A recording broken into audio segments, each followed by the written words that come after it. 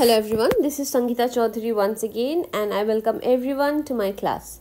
In my today's lecture, I am going to discuss about upper GI bleeding. In my previous classes, I was discussing about various complications of liver cirrhosis. So upper GI bleeding is one of the complications of liver cirrhosis. Though upper GI bleeding can be because of many other causes as well.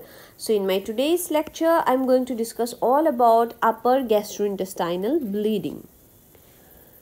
Now, what do we mean by upper GI tract or upper gastrointestinal tract? It is the part of the GI tract which is proximal to the ligament of Treitz.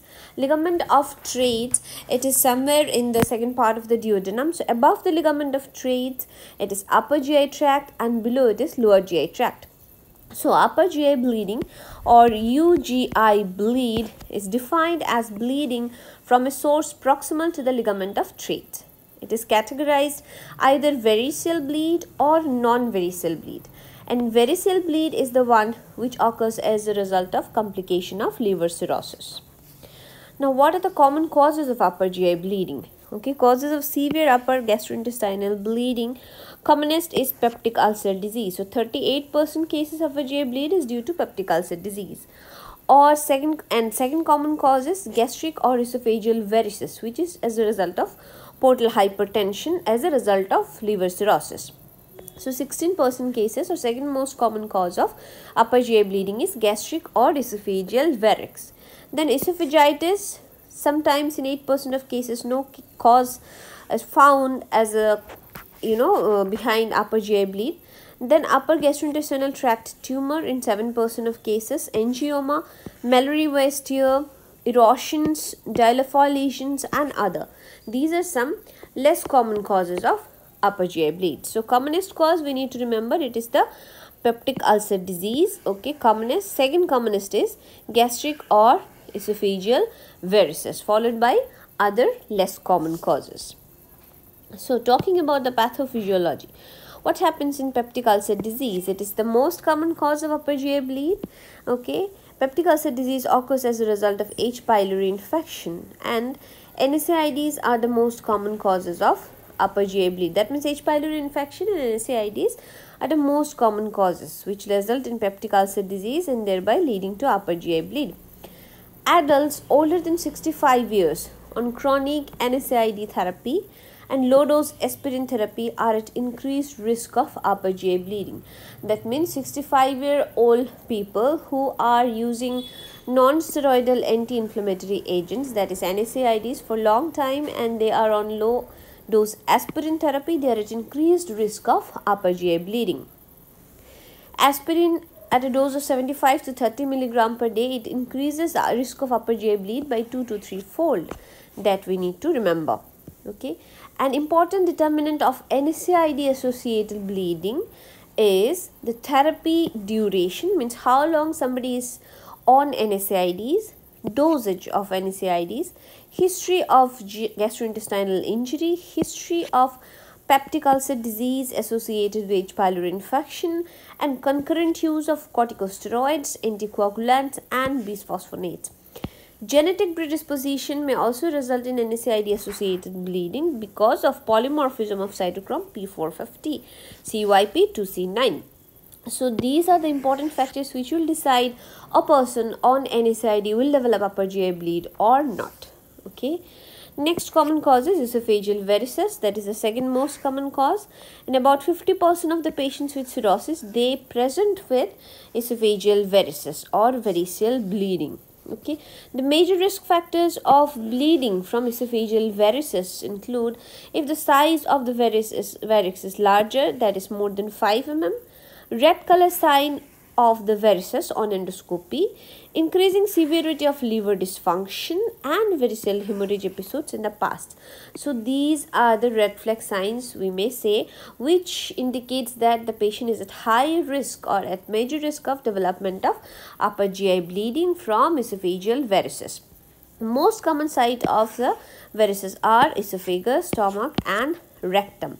So this is an image showing different sites of the portosystemic collaterals. Okay, So one is in the lower end of the esophagus, which is the most common site for variceal bleed. Then in the retroperitoneum there is collaterals. Then just around the umbilicus in the form of caput medusa there are collaterals, and in the lower part of the rectum also there is collaterals, which may result in bleeding from the rectum or hematochezia. So these are the few important sites of portosystemic anastomosis, means collaterals between portal and systemic circulation, which when if there is portal hypertension will get dilated, forming varices, and these varices may bleed. Varices, they increase in diameter progressively. If you look at this image, in this image there is no varices. These images are from a same person. So in this image there is no varices. Then 7 to 8% of per year somebody will develop small varices. Then 7 to 8% of them per year will develop large varices. Okay, so no varices, small varices and large varices. So the progression is like that. Stress related mucosal damage, most common cause in patients with critical illness. Okay, so we all know that stress can cause ulceration in the stomach. Okay, so ultimately it may lead to mucosal damage leading to upper GI bleed. Most common cause in patients with critical illness. Two major risk factors for overt GI bleeding in critically ill patients: mechanical ventilation more than 48 hours, and coagulopathy defined as a platelet count less than 50,000 or an INR of more than 1.5. So stress related ulcer is most common in critically ill patients, as I said, and two important risk factors determines whether they will develop upper GI bleed or not. That is, if they are on mechanical ventilation for more than 48 hours and coagulopathy defined as a platelet count less than 50,000 and INR of more than 1.5. Other risk factors for the development of stress related ulcer and bleeding are surgery, post-surgery, then trauma, organ failure, then sepsis, severe burns, neurologic injuries. In addition, anticoagulants and high dose corticosteroids and prolonged intensive care unit stay, prolonged ICU stay. So these are certain risk factors for the development of stress related ulcer, stress related mucosal damage in the stomach, and thereby leading to upper GI bleed. Okay.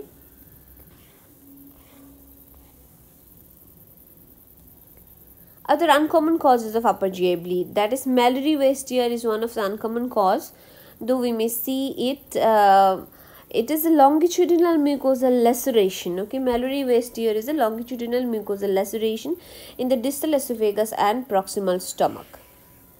Okay, so because of this tear there may be upper GI bleed.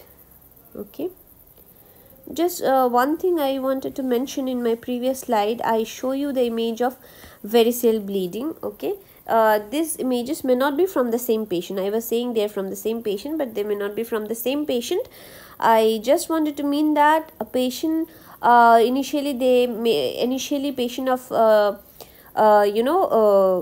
patient of cirrhosis, they may not have varices, but over a period of 1 year 7 to 8% of them will develop small varices, and over next year 7 to 8% of them will develop large varices like this. So these are the varices. Anyway, precipitating risk factors for Mallory Weiss tear. We were on Mallory Weiss tear. So precipitating factors for Mallory Weiss tear may include vomiting. Okay, severe vomiting may result in tear in the mucosal layer, resulting in upper GI bleed. Straining at stool or lifting, coughing, seizures, hiccups, prolonged hiccups, cardiopulmonary resuscitation, then abdominal trauma, blunt trauma, and other risk factors like binge drinking of alcohol, diabetic ketoacidosis, and hiatus hernia. So these are certain important risk factors for the development of Mallory Weiss tear and thereby leading to upper GI bleed. Now this is an image of Mallory Weiss tear. Okay, there is a tear, you can see tears in the mucosal layer. So a Mallory Weiss tear is a tear in the mucosal layer at the junction of esophagus and stomach. So this is the esophagogastric junction where there is tear, maybe because of severe vomiting or seizure or straining, coughing, straining during stool and all, right? Now, aortoenteric fistula, there are direct connections between the aorta and GI tract, so it may lead to bleeding. Malignant tumor of the GI tract accounts for less than 3% of all upper GI bleed cases. There is something known as Dilafoy lesion, that is a rare kind of lesion. Okay, in less than 2 to 5% of cases we may see it. So congenitally dilated submucosal artery is known as the Dilafoy lesion. It's a congenital lesion, and if it bleeds, the patient will have severe bleeding, and it may not be, just remember that it may not be detectable in the upper GI endoscopy.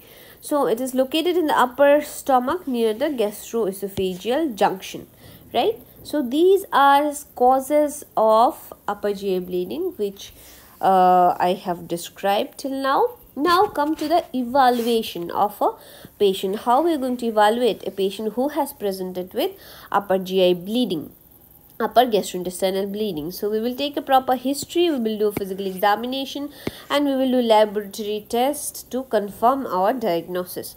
The goal of the evaluation is to assess the severity of bleed. Definitely we should know the severity of bleed. We need to manage the patient in such a way that patient really recovers, then identify potential sources of the bleed by different investigations and determine if there are conditions present that may affect subsequent management, right? So these are the goal of our management. So with what manifestation a patient may present with? Clinically, patient may present with hematemesis. What is hematemesis? Hematemesis is, vomiting of blood. Okay, it may be red blood, either red blood or coffee ground blood. So hematemesis or vomiting of blood, okay, it suggests there is bleeding from the upper GI tract. That means bleeding from the region which is proximal to the ligament of Treitz. Melena, they may present in the form of melena. Okay, melena means passage of dark, tarry, semi-solid stool. So the bleeding originates proximal to the ligament of Treitz, 90% of cases, okay, though it may originate from the small bowel or right colon. It can be seen with as little as 50 ml of blood present in the GI tract for at least 14 hours. So the blood should remain in the GI tract for at least 14 hours to give rise to melena. Now, hematochezia. What is hematochezia? Hematochezia is the passage of red or maroon blood in the stool, and the source is from the lower GI tract, usually from the lower GI tract. However, it can happen in case of massive upper GI bleeding as well. So they most commonly present in the form of hematemesis, that is vomiting of blood, or melena, that is passage of dark, tarry, semi-solid stool, or rarely they may present with hematochezia as well in case of massive upper GI bleed. We need to take a medication history because we have already mentioned that use of low dose aspirin for a long time or use of non-steroidal anti-inflammatory agents for a long time may result in upper GI bleed. So take a history pertaining to use of aspirin, other NSAIDs, antiplatelet agents, anticoagulants, bismuth and iron, which can turn the stool black. These will not cause upper GI bleed, but they will turn the stool black, so the patient may get confused whether it's bleeding or not. Now, how to assess the symptoms? Symptoms that suggest severe bleeding. We need to make sure whether the patient is having a mild episode of bleeding or the patient is having severe episode of bleeding, because it will, it will guide us for the management. So, what are the symptoms which will suggest severe bleeding? Severe bleeding inside the abdomen. So orthostatic dizziness, that means patient, as soon as the patient stands up, the patient will feel dizzy, giddy. If there is any confusion, if there is any chest pain, angina like pain, if the patient has palpitation, and there is hypotension, cold and clammy extremities. Specific causes of upper GI bleeding may be suggested by the patient's symptoms. For example, in cases of peptic ulcer, the patient will have epigastric or right upper quadrant pain. In cases of esophageal ulcerations or esophagitis, patient will have odynophagia, that is painful swallowing, and there will be complaint of gastroesophageal reflux after food, and dysphagia, that means difficulty in swallowing if there is problem in the esophagus. If there is a medullary waste tear, there will be History. Significant history of severe vomiting, emesis, retching or coughing prior to hematemesis. If it is from variceal bleed, okay, variceal hemorrhage or portal hypertensive gastropathy, patient will have history of jaundice, fatigue, weakness, anorexia, abdominal distension. Means there will be stigmatas of liver diseases if the patient is having bleeding from the variceal hemorrhage, variceal, varices. If it is a case of malignancy leading to bleeding, the patient will have symptoms like dysphagia, that is difficulty in swallowing, early satiety, unintentional weight loss, and cachexia. So what I mean to say is that if we take a proper history and do a proper physical examination, we may be able to find out the cause itself from the history and examination, cause of the upper GI bleed. Now, physical examination is done to assess the hemodynamic stability of the patient. Examination of the color of vomiters and stools are done. Nasogastric lavage is also done to find out what is the content in the stomach, whether there is blood or not. Laboratory data. What lab investigations we are going to do? We will do a complete blood count, serum electrolytes, liver function test, coagulation studies, ECG, and other cardiac enzymes. So these are important lab tests we are going to do. Initially, the hemoglobin will often be at the patient's baseline, okay, as the patient is losing whole blood. We need to remember that if we do a hemoglobin very early in the course of the disease or upper GI bleed, we may not get low hemoglobin level because the patient is losing whole blood. The concentration of hemoglobin does not change, so there will be normal hemoglobin level. Only after 24 hours or more, the hemoglobin will decline as the blood is diluted by the influx of extravascular fluid into the vascular space and by fluid administered during resuscitation. So this is important. Only after 24 hours of bleeding, the hemoglobin will drop because the blood gets diluted from the extravascular fluid which enters the intravascular space. Hemoglobin level is monitored every 2 to 8 hours depending on the severity of bleed.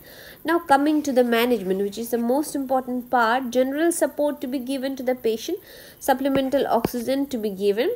Patient should be kept nil per orally. NPO stands for nil per oral. Okay, intravenous access to be established. Fluid resuscitation is important.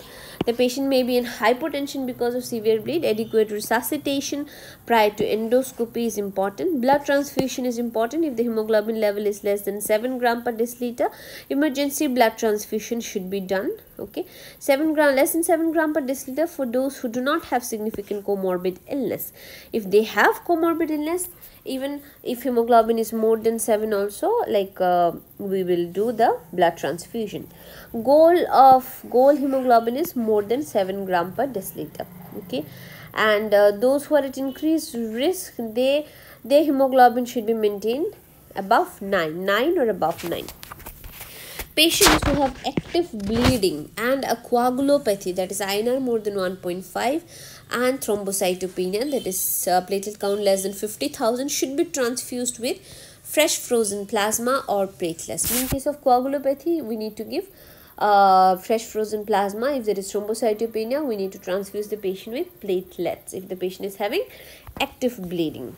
Right? Medications. Okay, for acid separations in case of peptic ulcer disease, we will empirically start on an intravenous.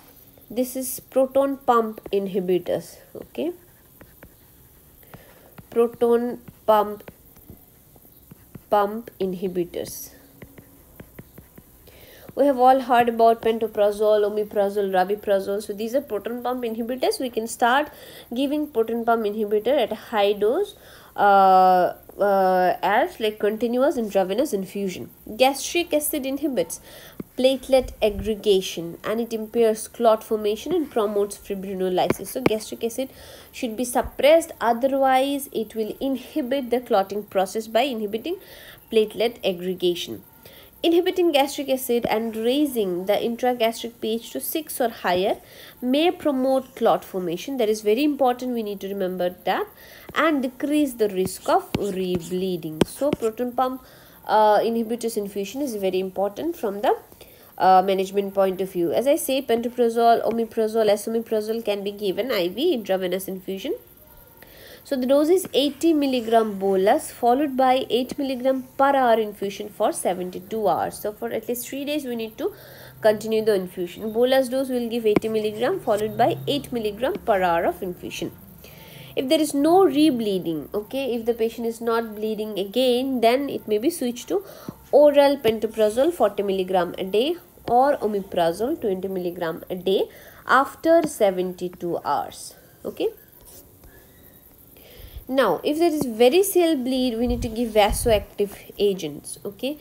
They are administered to lower the portal pressure, lower the portal hypertension and pressure in the collateral circulation, right? Because of portal hypertension, there is opening up of the collateral circulation, vasodilatation in the collaterals, thereby leading to varicose bleed. So we need to, our goal is to lower the portal pressure and lower the pressure in the collateral circulation. So octreotide is one of the agent which is a vasoactive drug.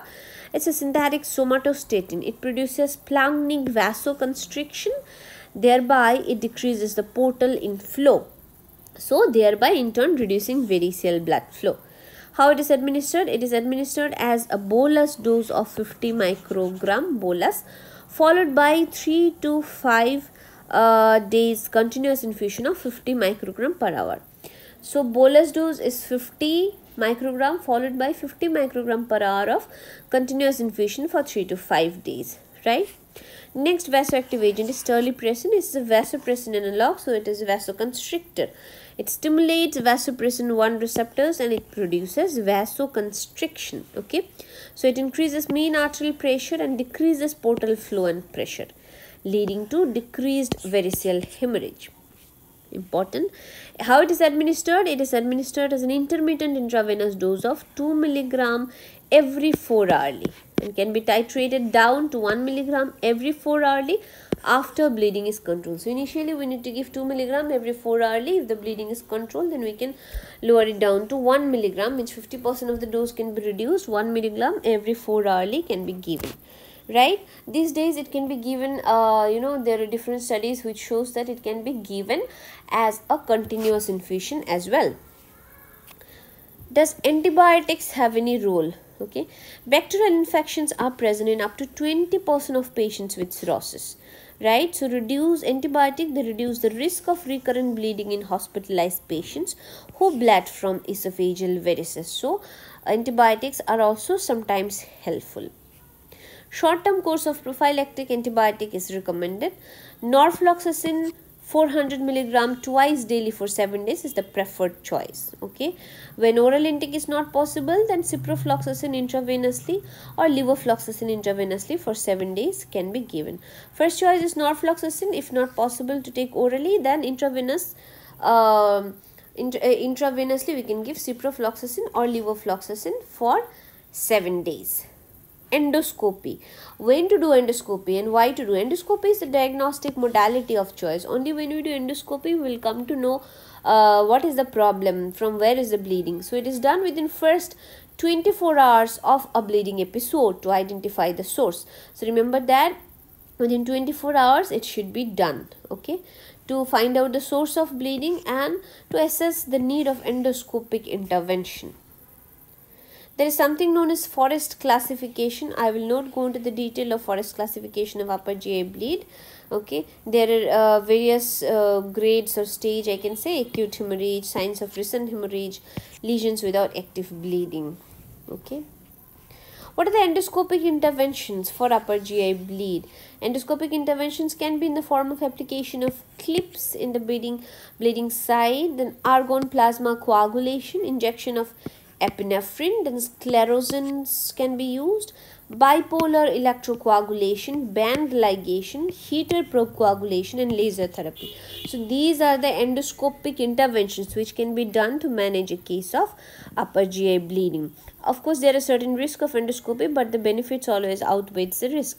Risk of endoscopy include aspiration, stricture, dysmotility, perforation, increased bleeding while attempting therapeutic intervention. So these risk factors or disadvantages of endoscopy we should keep in mind, and we should monitor the patient. Now, how to do risk stratification in a patient of upper GI bleed? It can be done by endoscopy, clinical, and from laboratory features. There is a score. Just remember the name of the score, which will help you in answering the MCQs in competitive exam. Blatchford score, it is done to predict, the scoring is done to predict the need for the treatment, okay. And then Rockall score, right? So Blatchford score and Rockall score for the risk stratification in cases of upper GI bleed. Just remember the names.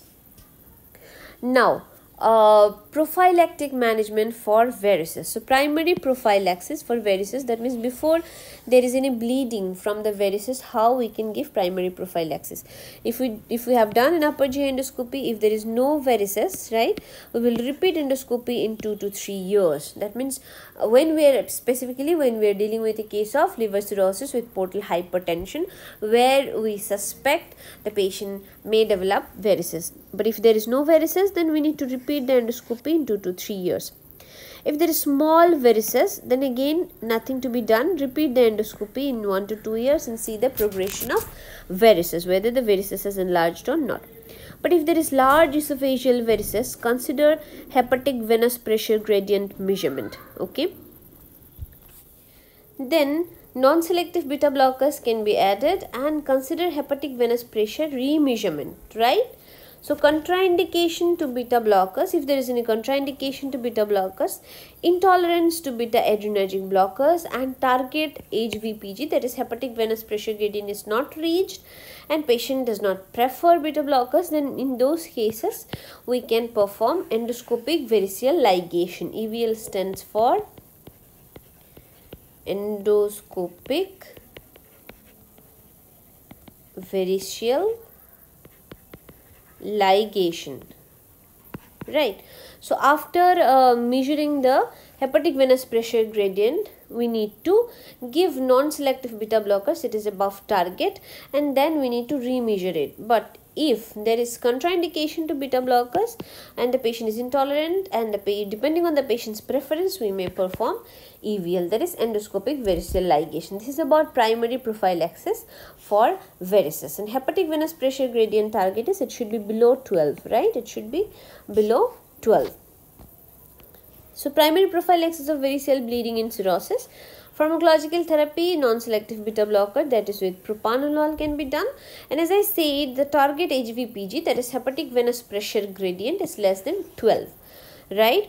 Starting dose of propranolol can be 40 mg twice a day, and it can be increased to 80 mg twice a day depending on the patient's response. Now, what are the other drugs which can be used in the treatment of portal hypertension? Okay, we need to use drugs that decreases portal flow, and we need to use drugs that decreases intrahepatic resistance. Okay, the cause of portal hypertension is two. One is increased blood flow in the portal system, and the other one is increased resistance to blood flow inside the liver, right? So we need to reduce the portal blood flow, and we can use drugs like non-selective beta adrenergic blocking agents like propranolol, just now I have said, somatostatin and its analog, that is octreotide, and vasopressin analog, that is terlipressin, just now I have mentioned, okay. So these are the three important drugs which can be used to decrease the portal blood flow. Drugs that decrease intrahepatic resistance are alpha adrenergic blocking agents like prazosin can be used, and angiotensin receptor blocking agents and nitrates. So they can also be used to reduce the portal hypertension, okay, by decreasing the intrahepatic resistance. So three drugs, alpha adrenergic blocking agents, that is prazosin, can be used, then angiotensin receptor blocking agents, that is ARBs, and nitrates can also be used for the management of portal hypertension.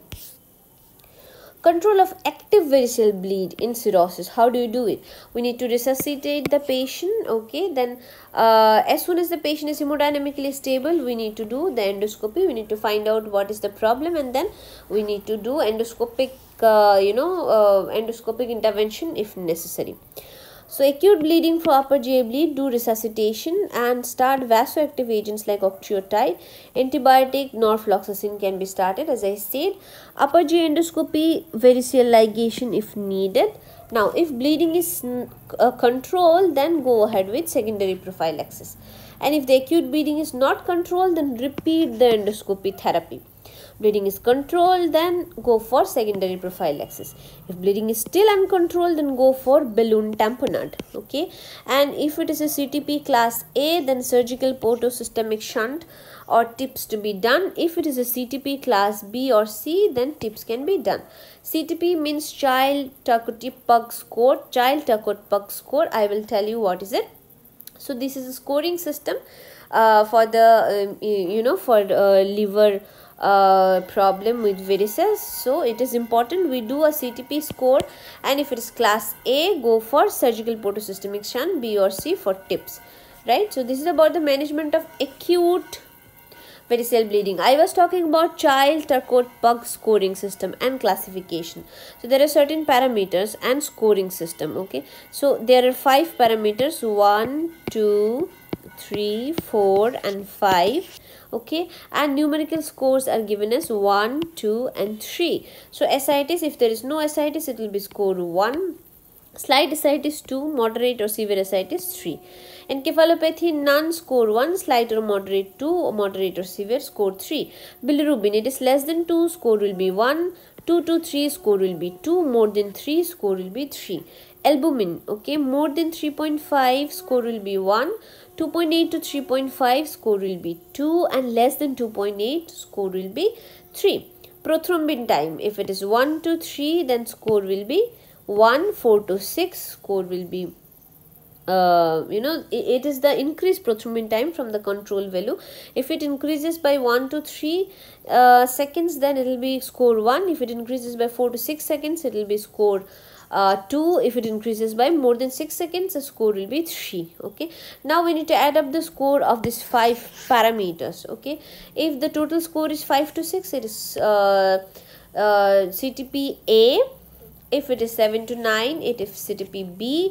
If it is 10 to 15, it is CTP C. So this is how we score the we do the scoring of CTP, that is Child-Takoti-Pug scoring system, and which we need to apply in cases of acute variceal bleed.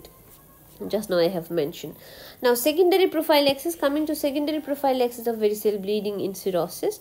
If it is a CTP class A or B, then we need to consider measurement of measuring the hepatic venous pressure gradient, then add beta adrenergic blocker, that is propranolol.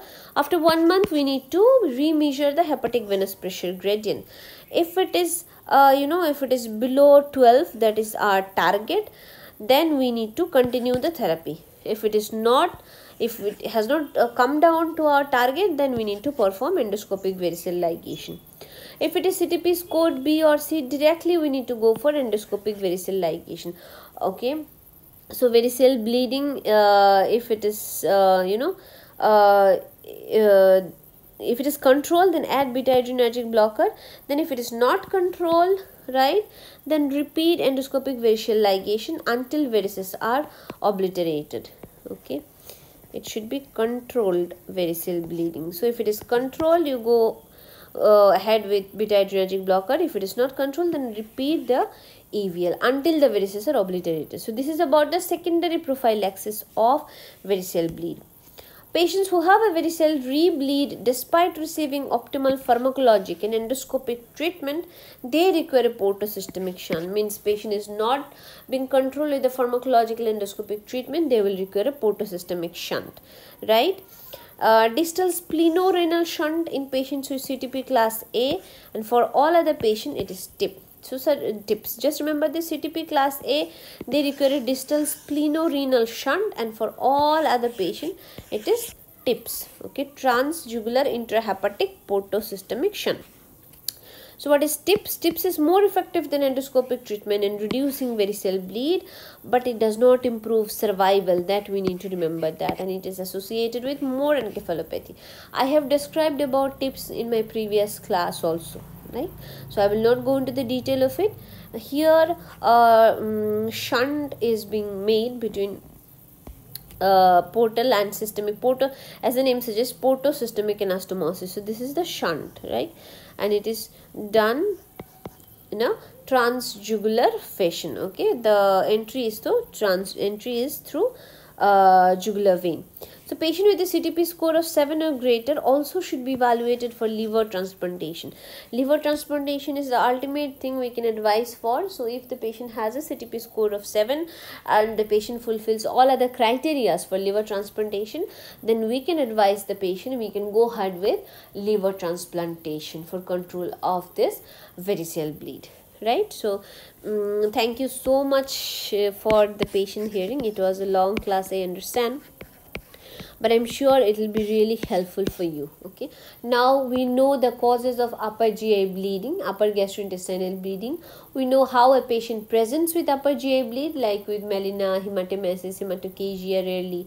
Okay, then how do we assess the severity of bleeding in a patient? How we do endoscopy, what are the endoscopic management we do, intervention we do, and how we can manage a case of varicose bleed, primary prophylaxis of varicose bleed, secondary prophylaxis of varicose bleed. Okay, so all these things I have discussed with you. I'm sure you will find it useful. Thank you so much once again.